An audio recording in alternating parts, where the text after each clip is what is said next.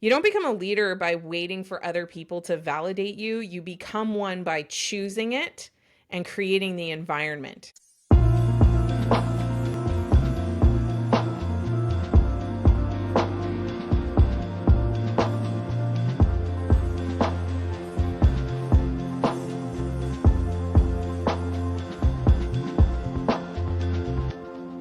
Good morning and welcome to my weekly training. My name is Amanda Kaufman and I'm the founder of the Coaches Plaza, and I help coaches to scale a business that they absolutely love without all the burnout, the exhaustion, all of those things. We're going to build a business we are thriving in together. And so thank you so much for joining me today. Good morning. Okay, I'm so glad that you're here. Well, hey, today we're going to talk about something that is super near and dear to my heart, which is the courage to coach. Okay, so the courage to coach. So, and by the way, as always, the replay for today is going to be in our Clients Over Chaos community, which you can access at next5clients.com. That's next5clients.com. Tell your friends, let them come and join us. So, today's message is really from my heart to yours. Okay, it's really time for all of us to step into our power as a coach. Okay, so stepping into our power as a coach. So if you've ever held yourself back, maybe second guessed what you were saying, or you were maybe waiting for someone to notice that, hello, I'm an amazing expert. I'm an incredible coach. I'm like the nicest human. Will you please pick me, pick me, pick me? If you've ever felt like that, then this live stream training is for you. And I know exactly what that feels like, because that's exactly what I've gone through myself. And you know what? I often say when I first started my coaching business, but on this one is one of those things that just kind of keeps coming back. So I call this a boomerang lesson. Like you're like, right, got it, toss it from your mind. And before you know it, it's come right back around and smacked you upside the back of the head. And we're going to talk a lot about confidence today. Oh, I see we've got Jessica on here. Oh my gosh, we got everybody here today. So I'm super excited. This live stream is your moment, and we're going to just start with this big idea. And this is the thing that kept whacking me upside the head. Coaching is ultimately a leadership role. Coaching is leadership. I am a leader, I am a leader. And, I got into coaching because I sort of accidentally did it. When I was in my corporate career, I had progressed through different levels, but my secret sauce was my ability to have the conversations that mattered. So I'm going to share with you a little bit today about how coaching really is leadership. It's not, I've had people working for me in the past where I've had to say, look, you are not a waitress. Being a servant leader is not being a servant, service worker. You're not bringing somebody a beer, right? You're not just making everybody around you cozy and comfy. Now, this is also not licensed to be a butthead or a jerk, right? We're not here for that. You can be kind and compassionate and empathetic, but you can also be a leader, right? So let's also add to this. I am strong. I am decisive. I am committed. Okay. I'm strong, decisive, and I am committed. You can be all of those things at the same time. So for me, the boomerang lesson is just remembering this reconciliation between the strength and the power that I have with my softer skills, my softer side. And so it's really common in the coaching space for people to start talking about the divine masculine and the divine feminine. And like, sure, if you want to have like flowery language around it, fine. But what I'm saying is an intelligent person can allow multiple things to be true at once. I can be kind, committed, and empathetic, but I can also be a badass. I can also love math and make decisions according to what the data is telling me, right? If you're just like a great leader, because great leaders love to look at the data. I can be grounded right? While at the same time being able to like accept and process my emotional experience. Okay. So to me, this is not about, well, maybe it is divine, but you don't have to use that language, right? You don't have to use those words if you don't want to, but you can, but you don't have to, but you don't have to, right? Because to me, it's a sign of intelligence. It's a sign of being like multifaceted and complex, and it's beautiful. And I wish more people gave themselves permission to be beautiful in their complexity. Okay, so today, what we're gonna do is we're gonna stop separating your coaching from your leadership. We're gonna bring those two things together. I'm gonna bring forward some ideas. I got a story for you that really changed my whole perception about why leadership is so important as a coach. So I very briefly alluded to my accidental stumbling into the coaching experience. I'm going to share a little bit more about like why, how that happened, and most importantly, what you can take away from that that's going to inform what you do for the following week, right? I love it. You guys love data and stats. My kind of people. I love it. I love it.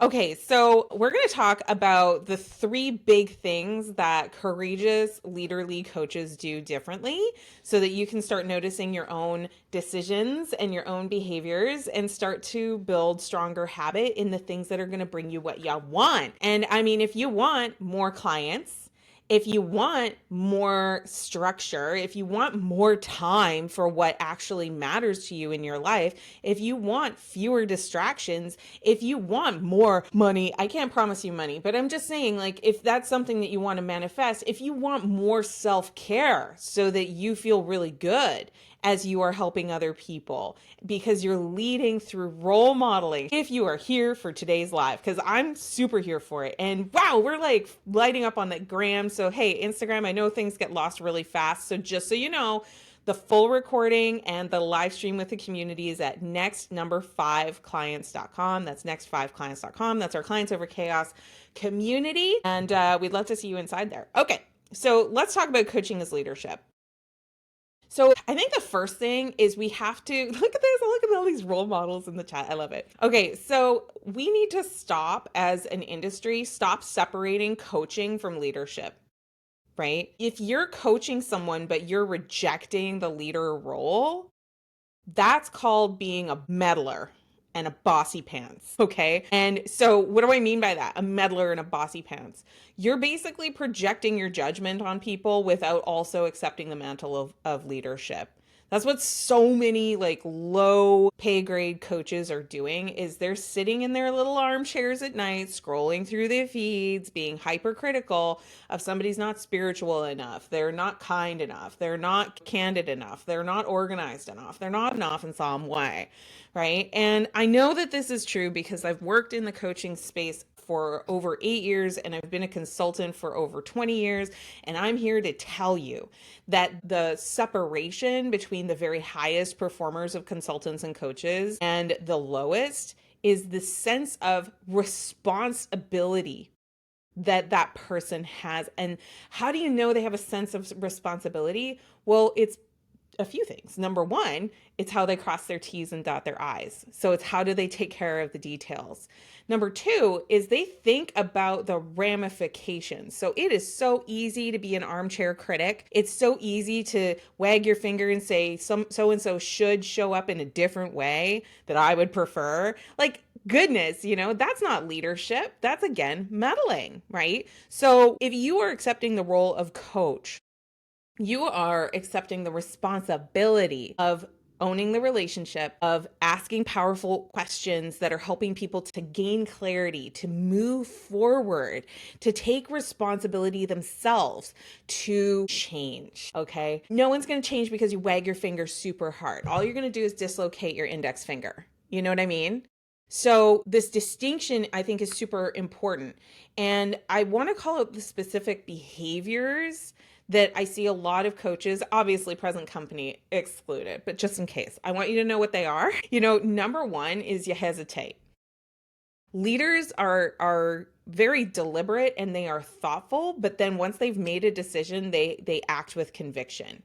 So I see a lot of people, and this is a boomerang lesson for myself. I got to check myself before I wreck myself on this one, is leaders follow through.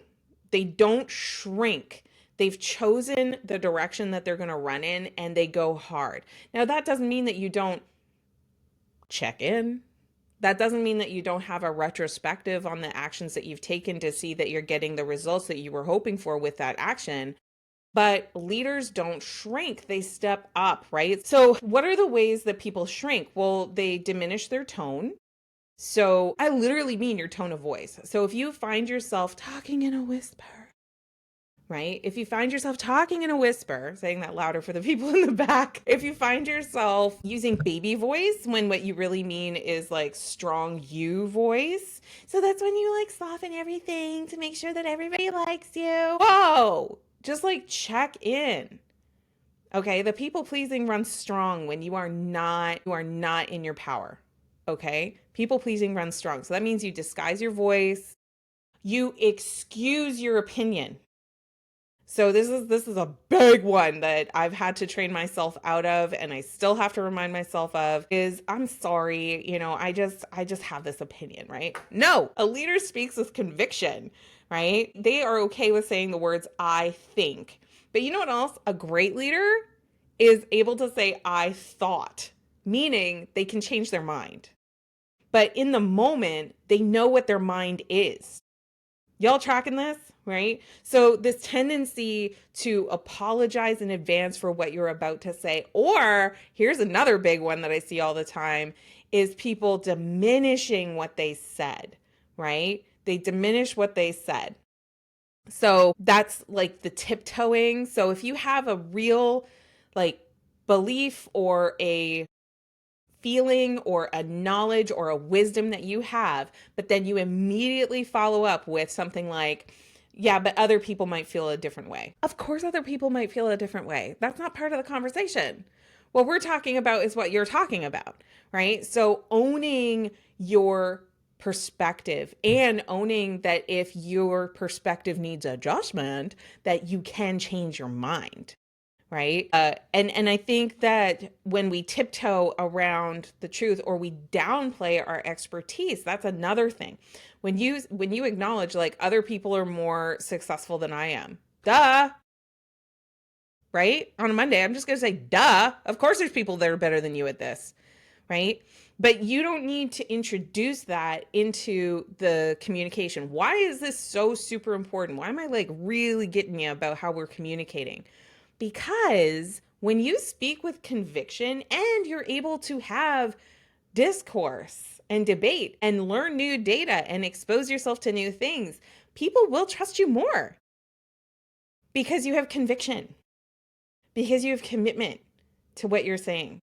So I want you to really think about your specialty as a coach. Leadership's not about being the loudest in the room. It's about being clear. It's about having commitment to what you are saying and what you're really all about. I am all about high performance for coaches, right? Specifically, I want you to have more time capacity. I want you to improve your health. I want you to make more money. I want you to show up as the leader you are or profess to desire to be. And I want you to therefore activate your courage. I want you to be a courageous coach. Why is that so important to me? Because I know what it's like to be tiny and timid. I know what it's like to be afraid and to let fear win.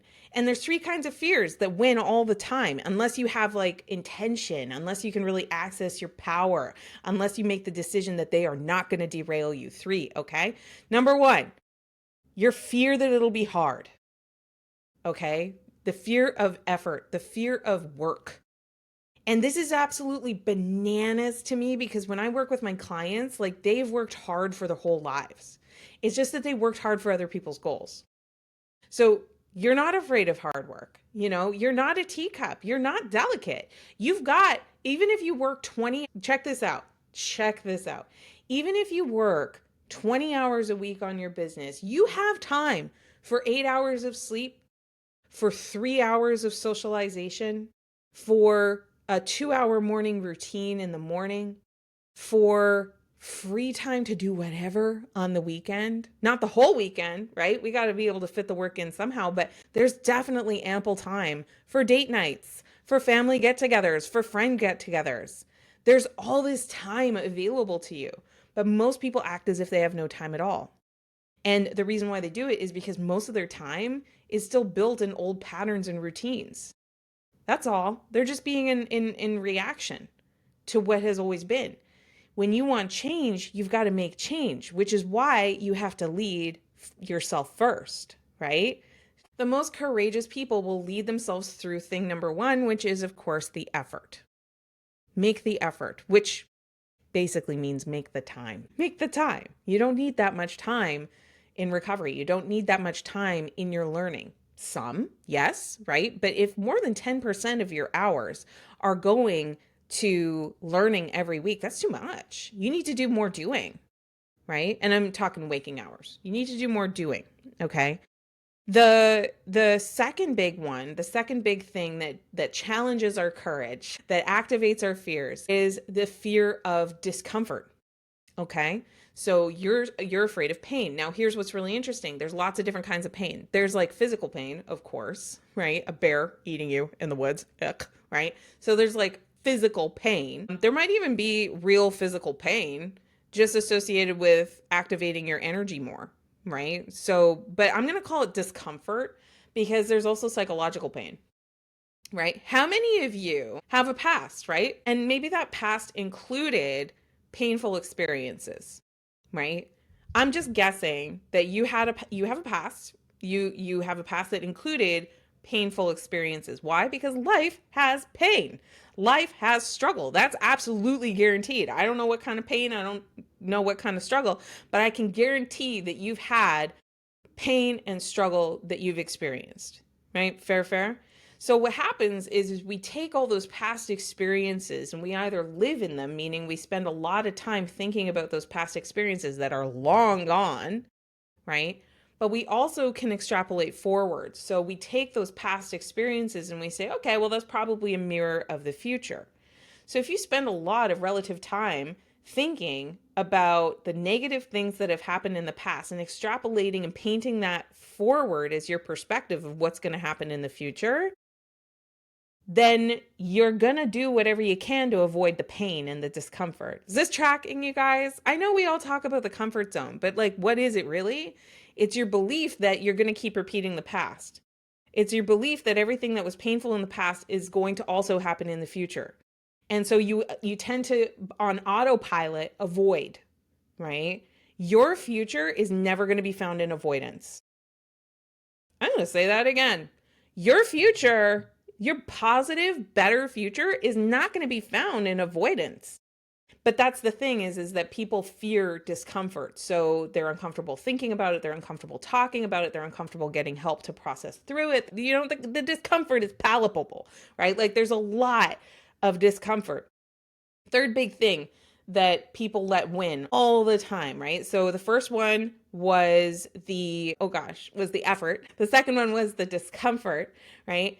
The third one, and this is a biggie, is uncertainty. Okay.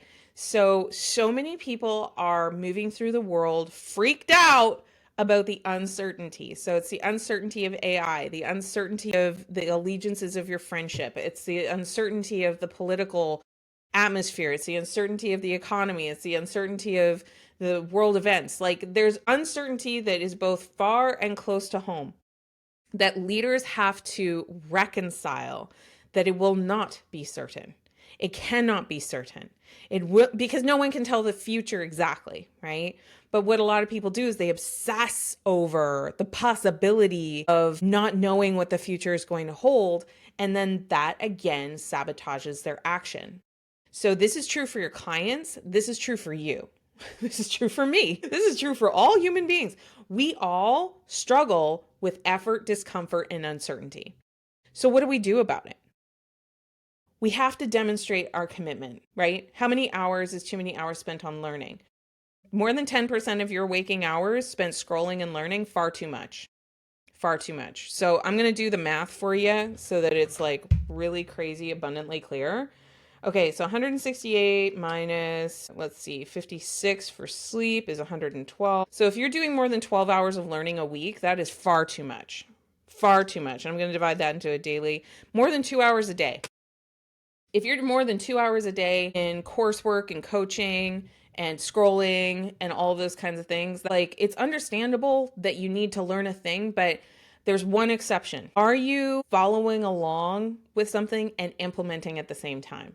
So, like, I have a program called the Level Up, right? And it's about to be the Level Up Academy. And with that one, you might have like 5 hours of video, right? That you're walking through in a given day. But at the same time, you're like pausing, implementing, pausing, implementing, pausing, implementing.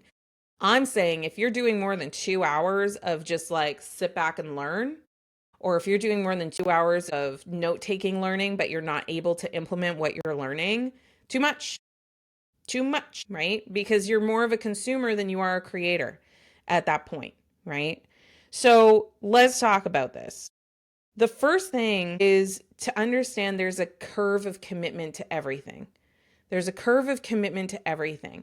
So, what do I mean by that? The curve of commitment is basically, it's like I kind of want to draw. I should have had it, but maybe next time. So I want you to imagine like you've got this curve, right? Right at the x-axis, so along the bottom, we've got your time, right? Your time and your energy. And then on the y-axis, you have your commitment level, right? So the curve is like the more time and energy I put towards something, the more committed that I really am towards it. Okay. So at the top of the curve, which is where everybody wants to be, you're the master.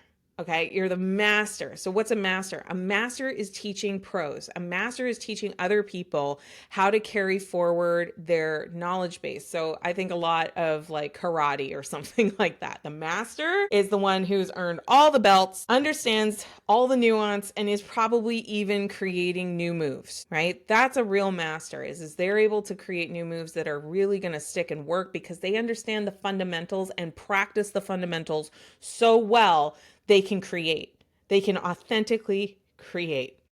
A lot of people are creative, but they don't understand the fundamentals and they don't practice the fundamentals. So although they're being creative, they're not being effective. I'm going to say that again. A lot of people will access their creativity before they've really mastered the fundamentals, and they're being creative, which feels good, but they're not necessarily always effective because they haven't actually developed the mastery yet. Let me know if you know a person who's ever been through that. Okay, so one down from master is the pro. And every last one of you, if you're listening to me, if you can hear the sound of my voice, you must pro up. So, what does proing up mean? It's so basic that it's just honestly laughable, but most people really struggle with this. Number one, you need time ownership, right? Time ownership. Nobody owns your calendar except for you. You're allowing everything on your calendar. So when you have a week and you're like, oh, I wasn't all that productive this week, your fault, right? Like a pro knows that it's your fault. And so pros also have high agency. So we don't say it's your fault, cry, cry, boo hoo.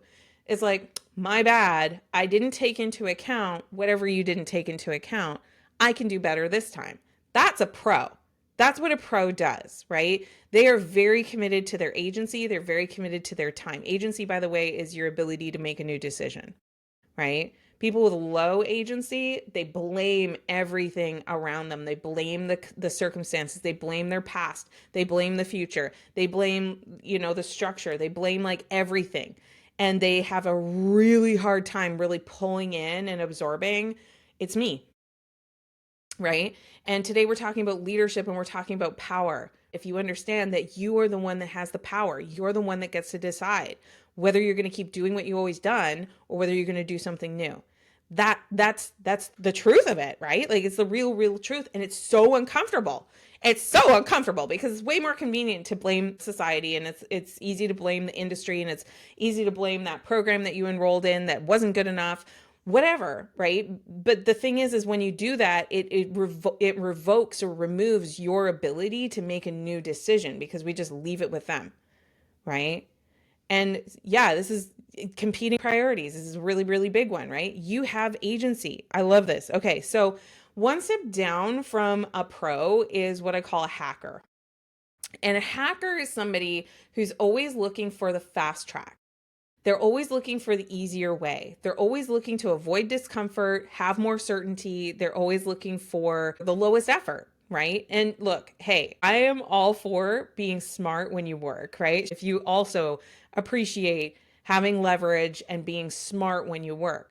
But that's very different than being a hacker. So, being a hacker means that you don't believe that anything you do is going to be effective. So, you're constantly jumping from thing to thing to thing to thing. Everybody goes through this. By the way, I should mention in the commitment curve, everybody goes through this, right? Because we try to virtue signal that I'm not like that. We try to virtue signal that I am patient. We try to virtue signal that, like I don't believe in get rich quick. Really? Have you followed through on the strategies that you were being taught? Just check, right? Just check. It's just a thing to check, right? So, yeah. So, fundamentals are going to be things like sparking conversations with people. Fundamentals are going to be maintain your visibility on Facebook, right? Or Instagram or your chosen social media of choice. Really fundamental stuff. But most people avoid the fundamentals because they're still looking for the hack. So that's a hacker, right? The next level down from a hacker is even less committed. They're dabbling, right? So, and I think dabbling is actually a really important aspect of developing your mastery. It's only problematic when it's standing in the way of you really honoring your commitment. So dabbling is like I actually think of it as like testing. You're testing a bunch of ideas. You're not really sure what's real. You don't really know what's going to work. You don't really know what the standards are. You're still just like learning. So you're going to read a lot of books. You're going to go to a lot of the free stuff. You're going to like do low commitment things that are less likely to hurt if they don't work, right? So that's where we dabble. And like I said, it's really important, right? There should be a lot of dabbling right now in using AI, for example, right? Because I don't know what the be all end all is going to be for you of your AI stack. That's for you. That's your business. You decide, right? But you might test a few different things and kind of dabble in it before you start going pro with it. Is a very experimental phase, right? So dabbling is okay as long as you recognize that if you stay a dabbler, you're never going to get real traction and real results because you're not risking anything, you're not making any effort really, right? And then the very beginning of this commitment curve is the dreamer. And I'm a big dreamer. I love dreams. We need dreams. We need the vision. We need to be able to see the possibility for the future. It's super important. But again, if you just stay there, you're not really riding up that commitment curve. You know what I'm saying? And so I knew when I was talking about commitment curve today that you would probably start having a lot of questions come up in your mind. You might be asking yourself, like, and by the way, feel free to actually ask questions, especially if you're in the Clients Over Chaos community. But if you feel like you're being a little hypocritical in asking people to follow you when you're not following your own plan and you're not following your own vision as fully as you could, it's just a moment to really just pause and say like, "Hey, I can own my decision. I can own how I show up differently." And you might even ask yourself, like, am I lacking support? Am I lacking information? Am I lacking clarity? Those are fair, honest questions, right? Those are fair, honest questions. So here's the thing. If you really are committed to this coaching thing, then you're probably really committed to helping people navigate through change, right? You're helping them change from a before to an after. So I want to share this really quick story with you. And it's called Who Moved My Cheese by Spencer Johnson. And there's a book, a whole book is a parable. And I'm going to paraphrase the parable, okay? So who moved my cheese? Sniff and Scurry are two mice. And then there's Hem and Haw, which are two tiny people. And they're all in this big mouse maze. And together they discover a large cheese stash at Cheese Station C. So you can just imagine the big maze and that like there's these mice, giant mice and tiny people. So the mice are very alert and cautious because they're just really kind of operating on instinct. But Hem and Haw, they're like, sweet, there's all this cheese. It's awesome. Let me just like hunker down and enjoy. Well, one day they wake up and the cheese is gone. Right? It just completely disappears. Now, mice being mice, right? Sniff and Scurry take off throughout the maze trying to locate more cheese, which of course they found. So they found a bigger stash of cheese elsewhere in the maze. They didn't waste any time about it. Now, Hem and Haw, being human, they were really distressed because they wanted the cheese that they had and they just keep sitting there waiting for it. And they refuse to accept the change. They're blaming others. Let me ask you, do Hem and Haw have agency in this story, right? Now the mice appear to, they were like, oh, no more cheese, bye-bye, right? They made a decision and off they went. But Hem and Haw, they just stayed there at this empty cheese station, right? So Haw eventually realized the futility of waiting. And I just want to ask you a question. Is there a change that you've been meaning to make that like if we're being brutally honest, you have to make this change if you're going to see your better, brighter future? You have to make this change. Maybe this is a personal health change. Maybe this is how you show up in your business change. Maybe this is a hard conversation you're not having change, right? But if we're just being brutally honest, is there a large, significant one, right? Because when I was first asked a question like this, I'm like, oh my God, there's so much that has to change. My life sucks. And I'm like, look, objectively, your life does not suck. If you can watch me on this internet thing, that means you have internet access. That means you've got a device in your hand, or you're watching through a laptop, even fancier. Objectively speaking, your life is pretty awesome. So I'm not asking you, is your life perfect? Specifically not asking you that. What I'm saying is there one major decision or one major change that has been necessary that you're like kind of hanging on to the idea that you won't have to do anything, that you can just sort of stay at Cheese Station C, right? And I know that has been a really big question for me over the years as well, that I have to revisit. Now, Haw decides that it's futile to keep waiting for cheese that's not appearing. Right? So he sets out into the maze and starts leaving motivational messages behind for Hem, excuse me. So Hem was the one that stayed, Haw was the one that left. Well, guess what? Haw eventually found a more abundant stash of cheese, right? Because they were willing to move through the difficulty and the courage to find it. Hem, on the other hand, couldn't move past the denial and just stayed where he was, right? And that was an unfortunate outcome for him. So Haw discovers this important lesson about expecting that change will happen. One of the reasons that we as coaches really struggle is we probably have been through a big struggle in the past, and that's what motivated us to become coaches. The thing is that once we're victorious, once we've learned the new thing, it can kind of feel like you found your cheese stash and you just kind of want to stay there. But the truth is that if you're going to be a really good coach, you need to continuously strive. You have to continuously find new ways to improve and stay in the game of change, right? Expect that change is going to be necessary. Expect that there's going to be new challenges. But you don't have to be at high vigilance all the time. Just know that it's going to happen and have like a basic monitoring, which is why I always teach people have a weekly review, right? Weekly, just start reviewing your life. And my clients, by the way, that do this, I have a weekly review inside of my program. The clients that do this, they have the most growth over time because they are slowing down and taking the time to monitor. And then the final thing is when change is necessary, you have to be willing to embrace it. And when you do that, you're leading as a coach, because what's a coach anyway? A coach is someone that someone else has chosen to lead them through the transformation and change. So looping back to the story, you are Haw. You're Haw. You're the one who is overcoming the discomfort, you're overcoming the difficulty, the effort, you're overcoming the uncertainty to take action anyway, and you're leaving clues behind for your clients. And when they sit down with you and they have a coaching session with you, that's where they get to really explore the lessons and the learning for themselves and develop their wisdom, right, for themselves. So if coaching by definition is someone who someone else has chosen to lead them through transformation and change, then let's check in. If no one is choosing you, on a Monday, Amanda, shut up. I know. If no one's choosing you on a Monday.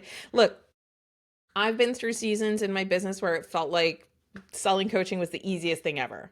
And I've also been through really quiet seasons where I'm not acquiring new clients very effectively. And it's been like that the whole time, right? So there's no arrival state. There's just kind of growth and learning and growth and learning. So if no one's choosing you, then let's check in on a few things, right? If you already want to just embody the vibe of like, hey, pick me, pick me. I'm the one that's going to be courageous. I'm going to be the one that's going to make the effort. I'm going to be the one that's going to walk tall, even if things are uncertain, right? That's the first step. You got to just really own that. Pick me, right? So the first thing to check in on if no one is choosing you is, are you exploring and presenting the opportunity to anyone? Are you presenting the opportunity for anybody to choose you? Meaning, do you have visibility? Can they even see you? If there is visibility, is it dopamine feeding visibility, which we can talk about in another session, but is it actually is there a payoff to somebody following you, or are you just noisy? And by the way, it all starts with noisy, right? I don't care if you're posting your favorite quotes every day, just make some noise, right? First, you have to be seen. Second big thing is, are you showing up believing that what you have already is enough, right? Are you showing up? Now, here's the thing, and I had to really learn this one. This big boomerang lesson keeps coming back, is how you feel about the effort is not material. It doesn't matter how you feel about the effort. The effort is either working or it is not working. And very often we think that we're putting in the effort because it feels hard. But we haven't put in enough volume of activity. It's called volume of activity to really create the result we're looking for. So for example, I was posting to social media, to Facebook for years, about 3 times a week. Okay, long time. And I was like very thoughtful in my posts. I squinted when I wrote so that it was very extra hard. But you know what changed the game on Facebook that made it that I was consistently growing and gaining new audience and new conversations and new connections?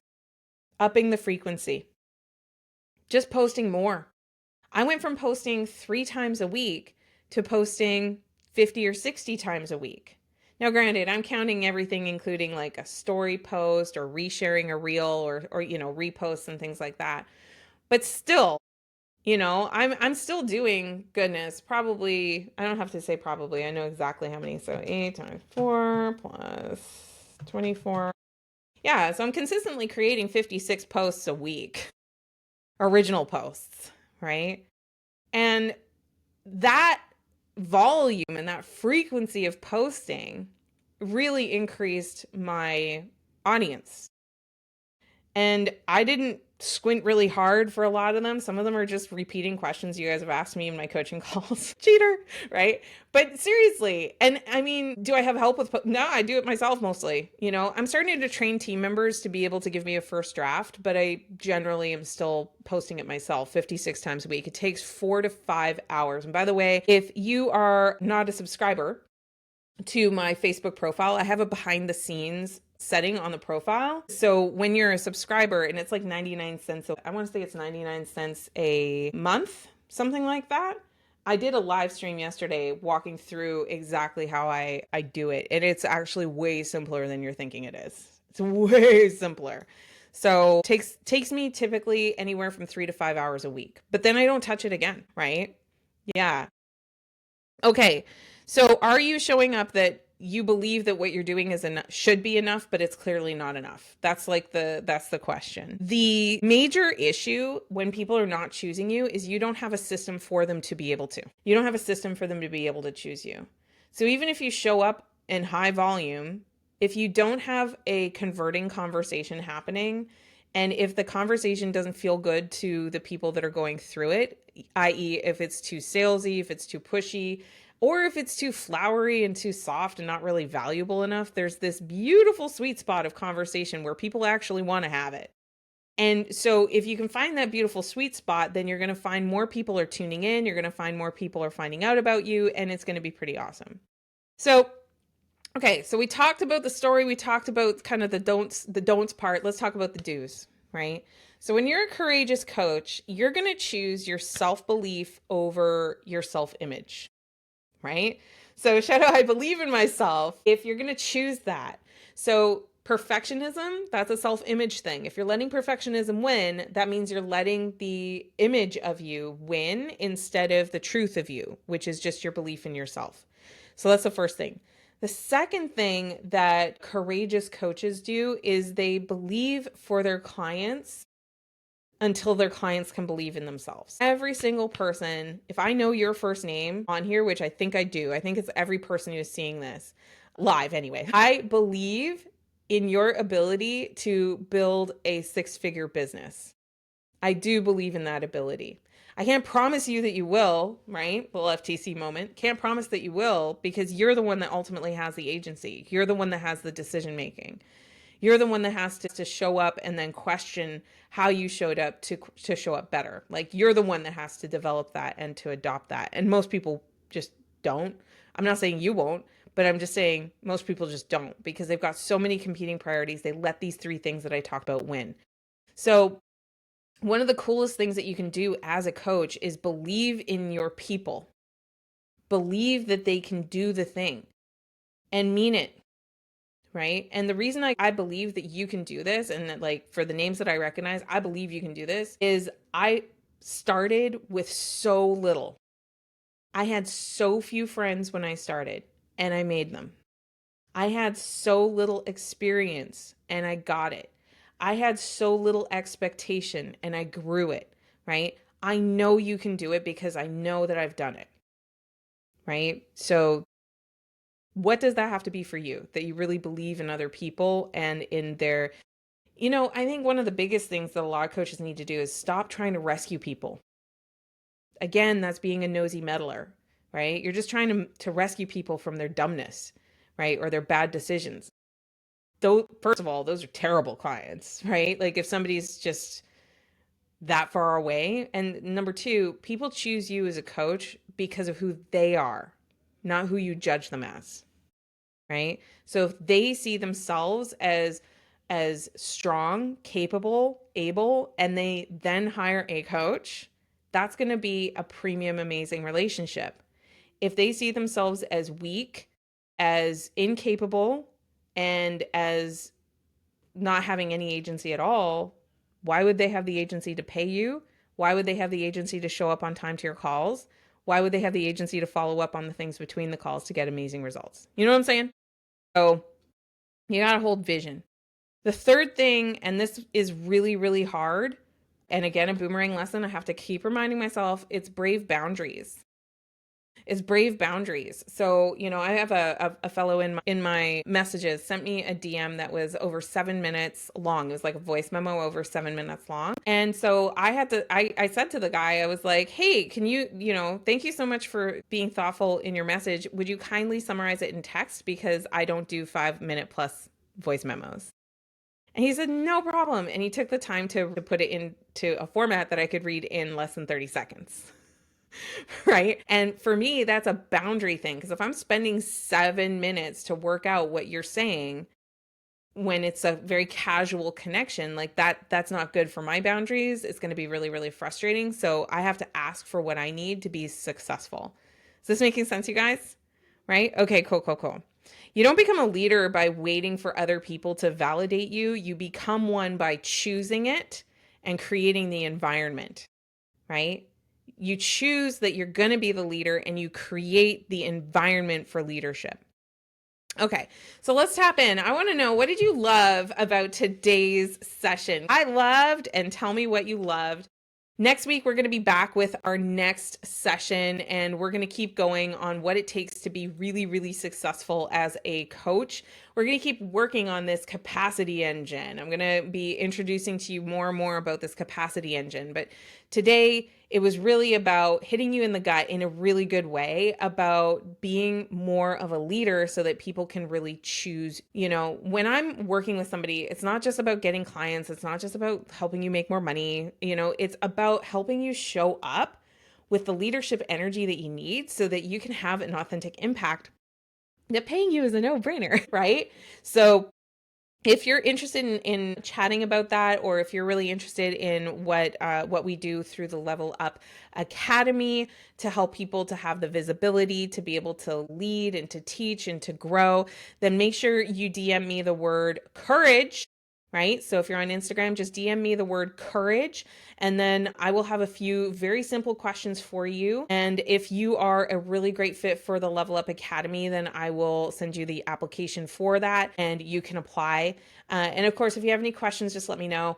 And hey, it is me. Okay. So I don't have setters on my team. I don't have closers on my team. I'm being very selective about who I'm working with, especially as we go into 2026. So, hello, fellow clients, if you're already here. But if you've been thinking about becoming a client or enrolling or re enrolling with me, just DM the word courage and I'll walk you through what's possible when you really own your role as a coach and a leader. I love it. Oh my God, Megan, I'm so glad you're here.